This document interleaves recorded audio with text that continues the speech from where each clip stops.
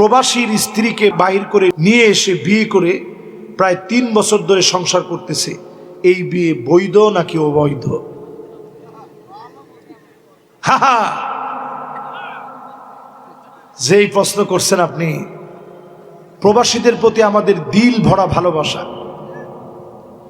প্রবাসীরা কি পরিমাণ কষ্ট করে আপনারা তো দেখেন না সবাই। আল্লাহর কসম, প্রবাসীরা এমন মানুষ,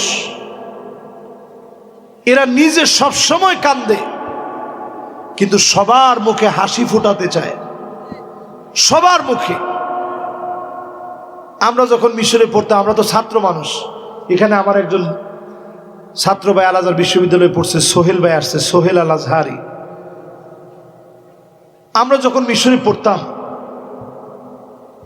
তখন এমন সময় আমাদের গেছে, ছাত্র মানুষ কয় টাকা পাইতাম, স্কলারশিপ দিত, সামান্য ওই টাকা থেকেও কিছু টাকা জমায়া মায়ের জন্য কিছু পাঠাইতাম, ছোট ভাইটার জন্য কিছু পাঠাইতাম, আব্বার জন্য একটা আতর হলেও পাঠাইতাম যে আব্বা একটু পেয়ে খুশি হবে। এত কষ্ট যে প্রবাসী করে, সেই প্রবাসীর স্ত্রী যদি চলে যায়, এটা আপনি সহজভাবে কেমনে নিবেন? এই যে সম্পর্ক, এটার নাম পরকীয়া। পরকীয়া যেই মহিলা করবে, শরীয়ত যদি স্টাবলিশড হয় জমিনে, তাইলে তার শাস্তি হচ্ছে তাকে এই পর্যন্ত মাটির ভিতরে গেড়ে ফেলে পাথর নিক্ষেপ করে হত্যা করতে হবে। তাহলে শাস্তিটা কি ছোট না বড়? অন্যায়টা ছোট না বড়? এই জন্য এই বড় অন্যায় যে করছেন, সমাজ থেকে তাদেরকে বয়কট করা উচিত। এবং এই বিয়েটা অবৈধ, কারণ প্রথম স্বামীর সাথে তার কোনো সারাসারি হয় নাই। এটা অবৈধ বিবাহ, এটা জিনার সম্পর্ক।